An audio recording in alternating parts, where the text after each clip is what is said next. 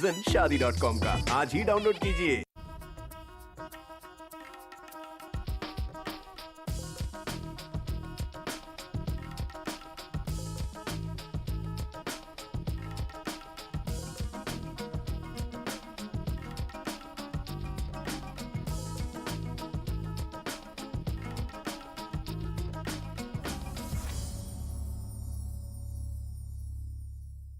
आदाब नाजरीन।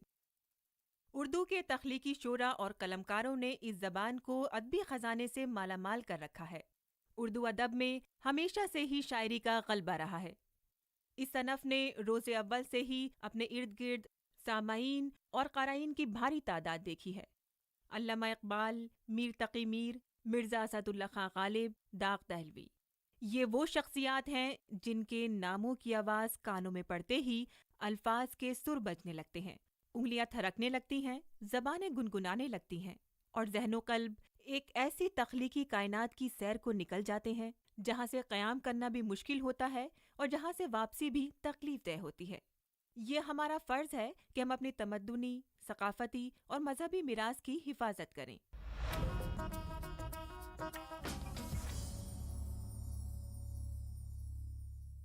दिल्ली मेहरौली रोड पर वाक़े है औरबिंदो आश्रम। इसी के नज़दीक एक तंग गली बेगमपुर गांव को जाती है। यहाँ की बेगमपुरी मस्जिद को तामीर करवाया था फ़िरोज़ शाह तुगलक के वज़ीर आज़म जुनान खान ने। आइए देखते हैं बेगमपुरी मस्जिद। दिल्ली हर लिहाज से एक ऐसा तारीखी शहर और सकाफती शहर है जिसका तहजीबी विरसा हजारों साल पुराना है।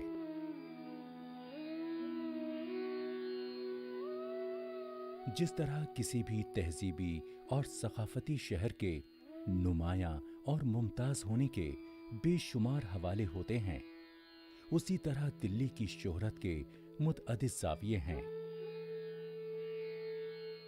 इन्हीं हवालों में एक मजबूत और मोतबर पहलू है इबादत गाहों का फन तामीर। दिल्ली में मेहरौली रोड पर बेगमपुर गांव।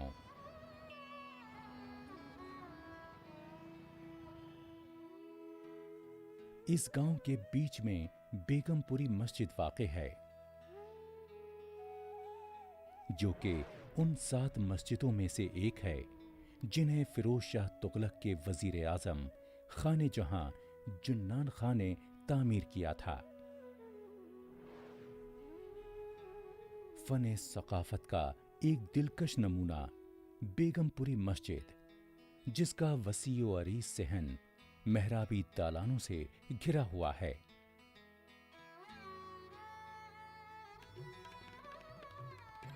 इसके अंदर 3 राहदारी वाला एक इबादत खाना मौजूद है। पत्थरों से बना मस्जिद का ये ढांचा एक ऊंचे चबूतरे पर खड़ा है। गुलाम गर्दिशों में शुमाल, जुनूब और मशरक़ी अतराफ से दरवाजे लगे हैं, जिनके दोनों जानिब खिड़कियां हैं और ये दरवाज़ा आम रास्ते का काम देता है।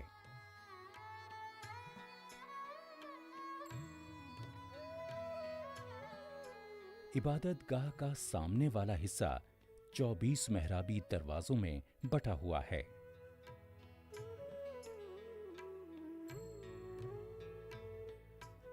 दरमियान वाली सबसे ऊंची और तुगलक तर्ज तामीर के ठोस मखरूत नुमा मीनार इसके दोनों जानिब वाक़े हैं। इबादत खाने के मरकज के ऊपर एक बड़ा गुंबद है, जबकि छोटे छोटे निस्बतन पस्त गुंबद मरकजी रास्ते और गुलाम गर्दिशों की छतों पर विराजमान हैं। इनमें से चंद एक में कमरे बनाए गए हैं, जिनमें जरूरी अशिया और जंगी साजो सामान रखा जाता था। इस वक्त भी खिड़की गांव के नजदीक सत्युला के मकाम पर इस दीवार के कुछ हिस्से देखे जा सकते हैं।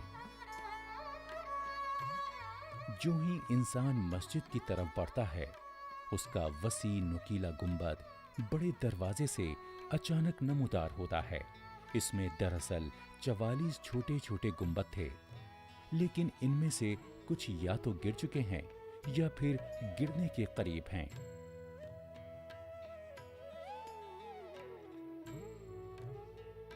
जब कोई मस्जिद में जाता है तो 24 मेहराबों वाला कौसी शक्ल का रास्ता उसका इस्तकबाल करता है, जो कि इस मस्जिद का एक दिलचस्प पहलू है।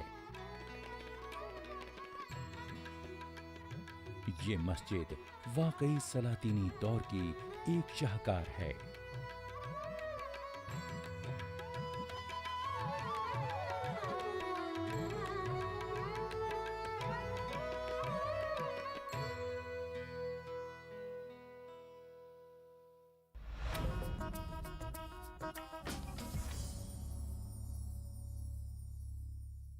लखनवी अंदाज़े कलाम पूरे बरे-सग़ीर में मशहूर है। लखनऊ को सुनहरी शहर के नाम से भी जाना जाता है। लखनऊ हिंदुस्तान के मशहूर तरीन शहरों में से एक है। उर्दू शायरी को फ़रोग़ देने में लखनऊ का अहम किरदार रहा है। नवाबों के इस शहर में सकाफ़ती एतबार से सदियों से काफ़ी सरगर्मियाँ देखने को मिली हैं। लखनऊ अपनी दस्तकारी के लिए भी बेहद मकबूल है। इस शहर से मंसूब सकाफ़ती खुसूसियात और रसूम आज जिंदा रिवायात का रूप धार चुकी हैं। ऐ शहरे लखनऊ तुझे मेरा सलाम है, तेरा ही नाम दूसरा जन्नत का नाम है।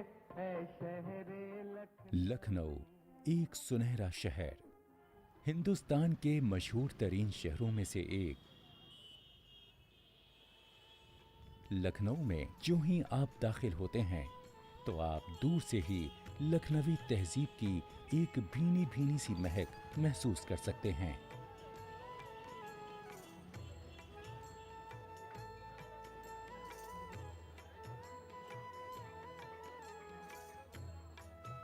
नवाबों के इस शहर में सकाफती एतबार से चंद सदियों से काफी सरगर्मियां देखने को मिली हैं।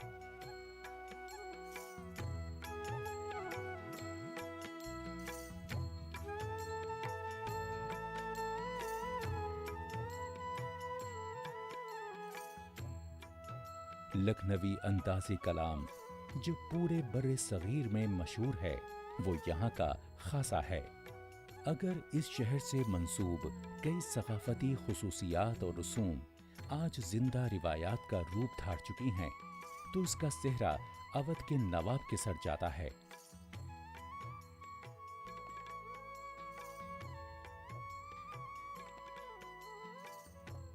उर्दू शायरी को अपने उरूज पर पहुंचाने में इस शहर का एक अहम किरदार रहा है।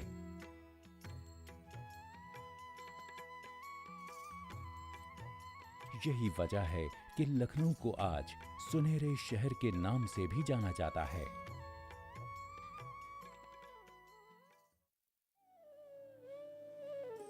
तारीखी इमारत और फ़नून लतीफ़ा यहाँ बावकार माज़ी और अज़ीमुश्शान रिवायात की जिंदा यादगारें हैं।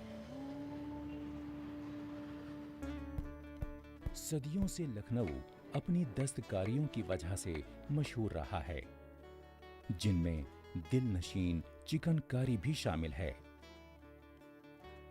इन दिलकश दस्तकारी अशिया की मांग भारत में ही नहीं बल्कि दूसरे ममालिक में भी रोज बरोज बढ़ रही है। चिकन एक मुनफरिद हुनर है जिसमें नाजुक और हुनरमंद कशीदाकारी का इस्तेमाल होता है। इसमें मुख्तलिफ किस्म के कपड़े का इस्तेमाल होता है। चिकनकारी में 36 किस्म के टांकों का इस्तेमाल खूबसूरत डिजाइन बनाने के लिए होता है। लखनऊ में चिकनकारी चौक इलाके और दलीगंज में खास तौर पर की जाती है।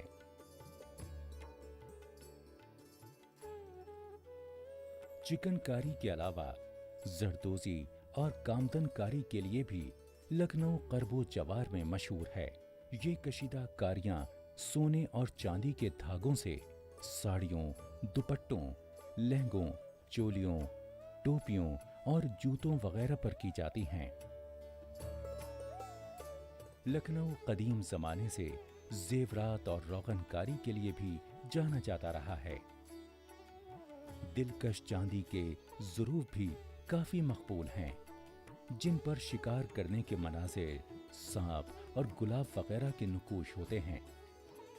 लखनऊ की बिदरी और ज़र-बुलंद नखराकारी का इजहार हुक्का फर्शी, जेवरात बॉक्स, सीनी, बर्तन और सिगरेट रखने के डिब्बों में पूरी तरह आया होता है।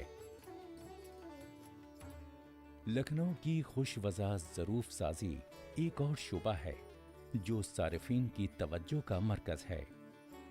लंबी गर्दन वाले पानी के मटके और हुक्का फर्शी खास तौर पर मकबूल हैं।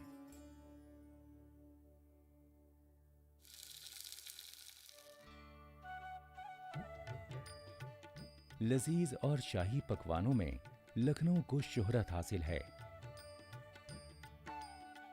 बिरयानी और लखनऊ लाजिमो मलजूम है। टुंडे कबाब और दीगर लखनवी पकवान लाजवाब माने जाते हैं।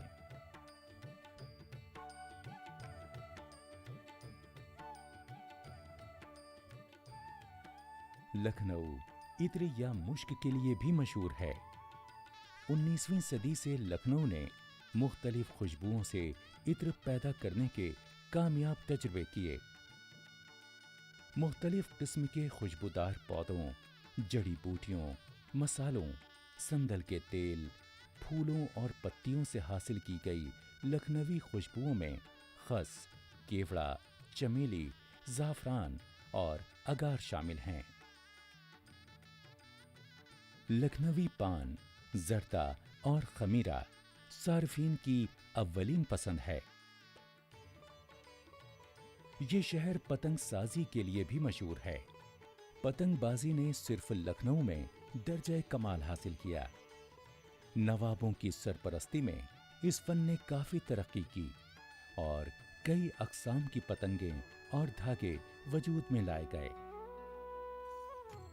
इन फनून के अलावा लखनऊ में गोटा बाफी, रंगसाजी, नकरई वर्कसाजी, लकड़कारी और ताजिया साजी में भी कमाल हासिल किया।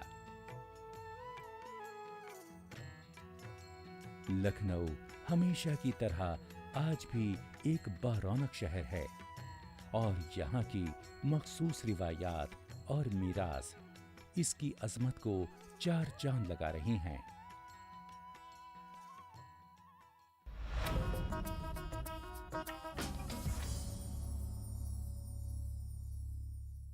उर्दू का जन्म शुमाली हिंदुस्तान में हुआ, दक्कन में इर्तिका पाई और शुमाली हिंदुस्तान में ही अपने उरूज को पहुंची। इसको नशोनुमा और फ़रोग़ देने में उत्तर प्रदेश का अहम किरदार रहा। दिल्ली ने इसकी भरपूर खिदमत की। तसनीफ़ व तालीफ़ के अलावा सहाफ़ती शोबे में भी उर्दू का एक मुनफरिद मकाम रहा है। वहीं उर्दू के बासर कायदीन ने अपनी कोशिशों और काविशों के ज़रिए कौमी और बैनुल-अक़वामी बिरादरी को इसकी तख्लीकी अहलियत का कायल कर रखा है। वहीं उर्दू अकेडमी दिल्ली ने भी उर्दू को तेज़ी से बचाने में अहम किरदार अदा किया है। आइए इस ज़मन में मज़ीद जानकारी हासिल करते हैं। उर्दू को खड़ी बोली से पूरे आलम में दर्जा कमाल तक पहुंचाने में दिल्ली शहर के किरदार से सभी वाकिफ हैं। आज़ादी से पहले हैदराबाद, कलकत्ता, लखनऊ और दिल्ली ने उर्दू के दर्जा बदर्जा इर्तिका में बुनियादी किरदार अदा किया, लेकिन लखनऊ और दिल्ली को उर्दू स्कूल की हैसियत हासिल रही।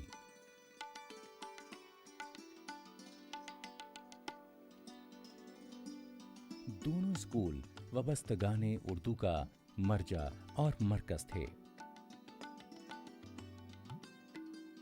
दोनों शहरों के शायरों और अदीबों को अपनी उर्दू दानी और उससे वाबस्तगी पर फख्र था।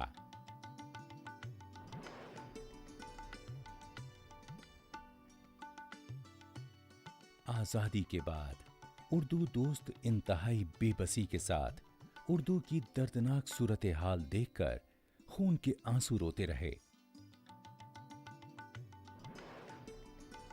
चुनांचे मुसलसल कोशिशों के बाद 31 मार्च सन 1981 को दिल्ली में उर्दू अकादमी के क़याम का ऐलान किया गया। इस अकादमी के क़याम से इस सूबे में उर्दू की तरक्की के नए इम्कानात रोशन हुए।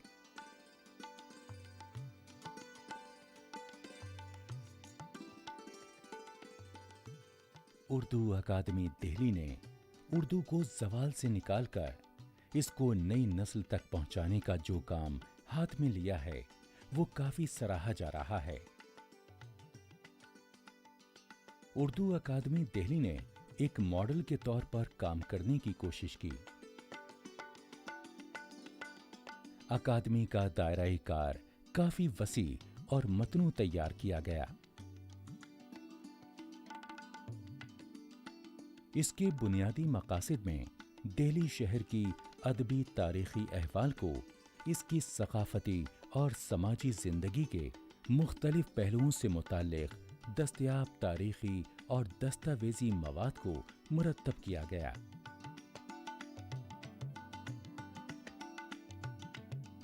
दिल्ली की हिस्ट्री से, तारीख से मुतालिक जो किताबें हैं, कल्चर से मुतालिक जो किताबें हैं, यहाँ की ज़बान के मुतालिक जो किताबें हैं वो हम छापें और लोगों तक पहुँचें ताकि हमारी बात पहुँचे, ज़बान का प्रोमोशन हो। कौमी दारुल हुकूमत में सरगर्म कार होने की वजह से अकादमी ने अदबी, सकाफती और समाजी जिंदगी से गहरी दिलचस्पी के साथ साथ मुल्कगीर हैसियत से काम करना शुरू किया और अपनी सरगर्मियों में पूरी उर्दू दुनिया को शामिल करने की कोशिश की। हिंदुस्तान के अंदर हम वाहिद हैं जो हर साल एक बहुत बड़ा नेशनल उर्दू थिएटर फेस्टिवल करते हैं, जिसमें पूरे हिंदुस्तान से बहुत अच्छी टीमें आती हैं और ड्रामे लिखे जा रहे हैं, ड्रामे कर रहे हैं और उर्दू में ड्रामे कर रहे हैं। कुल हिंद सतह की अदबी व शेरी महफिलों, सेमिनार, इनामो एजाज और ऐवान उर्दू और उमंग जैसे मकबूल आम माहनामा रिसालों और अहम मौज़ूआत पर मयारी किताबों की इशाअत ने उर्दू अकादमी दिल्ली को दूसरी उर्दू अकादमियों से मुमताज़ बना दिया। उर्दू के तईं दिल्ली की इस वाबस्तगी का समर ये निकला कि इसमें फिर से जान आई है और ये तनज़्ज़ुली का खरका उतार फेंकने के बाद तरक्की की डगर पर आ गई है।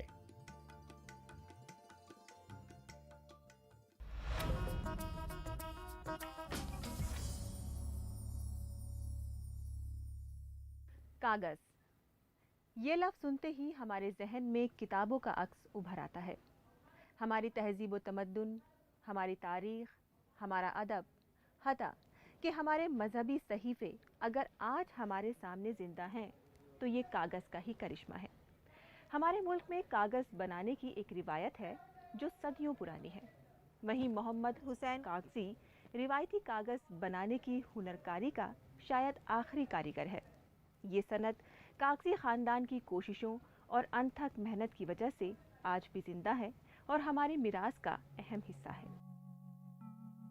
हजारों साल पहले चीन से कागज के इस्तेमाल का आगाज तो हुआ, मगर 8वीं सदी में समरकंद कागज तैयार करने की सनत का शहसवार बन के उभरा, जहां से तुर्कों और अरबों ने इस तहरीरी अशिया को अपनाया और कागज का नाम भी दिया। भारत में बुर्जा पत्रा, टिडा पत्रा के तहरीरी दौर के बाद हाथों से बने कागज पर लिखने की रिवायात अहम तब्दीली माना जाता है। हमारे मुल्क में कागज की सनत तेजी से फैल गई। हुसैन कागजी कागजी खानदान के शायद आखिरी चश्मो चराग हैं, जिनके आबाओ अजदाद भारत में 800 साल कब्ल बस गए। मैं आज मेरी 75 साल की उम्र है, कम से कम 15 साल का काम करने लगा था। जो कागज बनाते ना तो सबने तो छोड़ दिया है कि नहीं। हम ही एक वाहिद मैं हूँ जो बना रहा हूँ, बाकी और कोई नहीं बनाता कागज। सांगनेर में तो सिलसिला जारी रखा हमने। ये हमने तो हमारे पापा से सीखा है और पापा ने उनके पापा से सीखा, तो ऐसे चलता आ रहा है। 6 पीढ़ी हो गए हमारे, मेरे सुधा 6 पीढ़ी हो गई और मेरा बच्चा भी यही करेगा काम। उन्होंने कागज बनाने की रिवायती सनत को बुजुर्गों से सीखा और उसे पेशे की हैसियत से अपनाया और एक नफा बख्श खानदानी तिजारत के तौर पर फरोग दिया। उनकी इस फनकाराना सलाहियत पर उन्हें दादे तहसीन भी हासिल हुई है। हुसैन कागजी के लिए हाथों से बने कागज की ये रिवायत एक पुरकशिश और हसीन दस्तकारी है जो कई पीढ़ियों से उनके यहाँ मुरव्विज है और ये इस दस्तकारी की सलाहियत से ही माने जाने जाते रहे हैं। मोहम्मद हुसैन कागजी कागज बनाने की सनत का एक कारखाना यहाँ पर चला रहे हैं जिसमें इनके साथ बहुत सारे लोग कागज बनाने की सरगर्मियों में मसरूफ़ अमल हैं। पानी और खुली जगहों का होना कागज बनाने के इस अमल के लिए लाजमी है, जिसमें मलबूसात इंडस्ट्री से निकले हुए टुकड़ों को नर्म शय यानी गूदा बनाया जाता है, जिसको काट काट कर कूटने के अमल से गुजारा जाता है। कूटना इंतहाई अहम माना जाता है, जहां से कागज के शीट तैयार किए जाते हैं।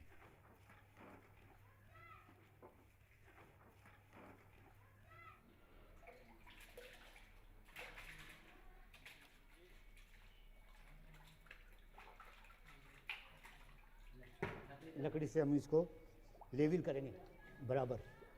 अब ये लेवल हो गया है ना, इसके बाद में ये फर्मे को जो है वो कागज़ तैयार करेंगे।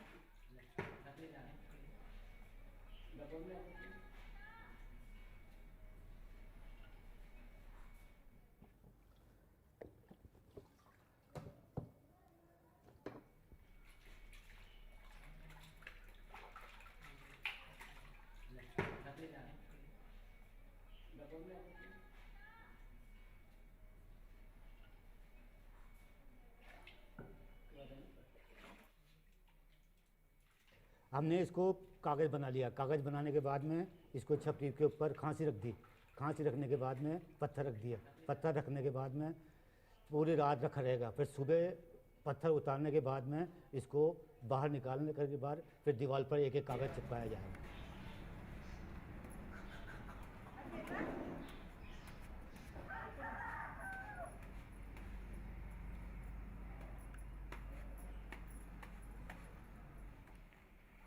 अब कागज को आफताब की तमाजत में सुखाया जाता है, फिर जाके कैलेंडरिंग का अमल शुरू होता है, जैसे कागज की इस्त्री सी की जाती है।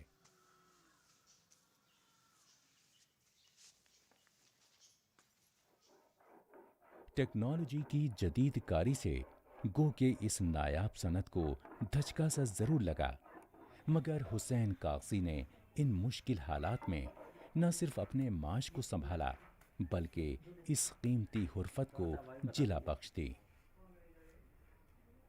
हमारा कागज़ तो 100 कागज़ 2 दिन में कंप्लीट होता है और मील का कागज़ होता है वो 1 दिन में हज़ारों बन जाता है और वो सस्ता भी होता था और हमारा कुछ महंगा होता था, तो इसमें कोई बचत भी नहीं थी। तो इसको सब ने बंद कर दिया, मतलब पहले कागज़वाड़ा पूरा ही था, तो किसी ने तो गत्ता चला लिया, किसी ने सलीम पेपर जो बनाते हैं उस टाइप का चला लिया और एक हमने नहीं छोड़ा अभी इसको।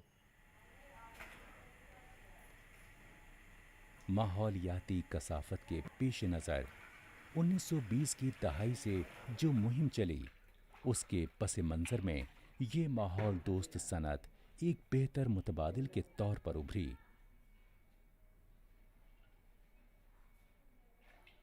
दस साल पहले तो बिल्कुल ही इसमें दम नहीं था, मगर ये जैन समाज है, उन्होंने देखा मतलब कागज़ और हमारे बारे में मालूम किया कि इसमें कोई केमिकल नहीं है, इसकी लाइफ ज़्यादा है, 400 साल पुरानी लाइफ है इसकी, 400 साल तक नहीं गलता है कागज़। तो उन्होंने 10 साल से तो वो हमसे ले रहे हैं जैन समाज वाले। फिर जैन समाज वालों के ज़रिए बाहर विदेश में जैसे ईरान, दुबई वगैरह, वहाँ मालूम किया कि भाई इस काम में इनका कागज़ आ रहा है, तो वो भी कुरान लिखने लग गए टोंक के अंदर। और हुसैन कागजी के हाथों से बने कागज के इन खुशनुमा प्रोडक्ट्स में नई जान पैदा हुई। ये सनत आखिरी सांस लेने के बजाय नई तरक्की की राह पर गामजन हुई। हाथों से बने कागज की नई चीजें मार्केट में आईं और हुसैन कागजी की कागज वाली सनत फिर से जिंदा हुई।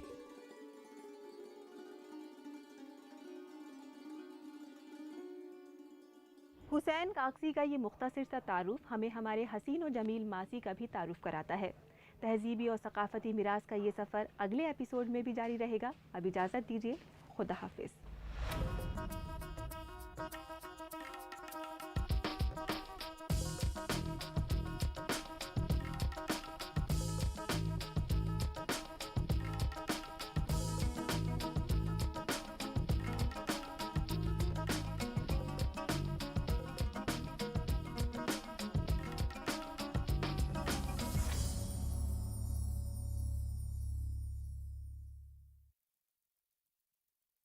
A rare and beautiful relationship, bonding and long-lasting commitment, unconditional love, glimpses of their world. Retelling the facts and dismantling the myths. Learn more about them in our upcoming show, My Best Friend Forever.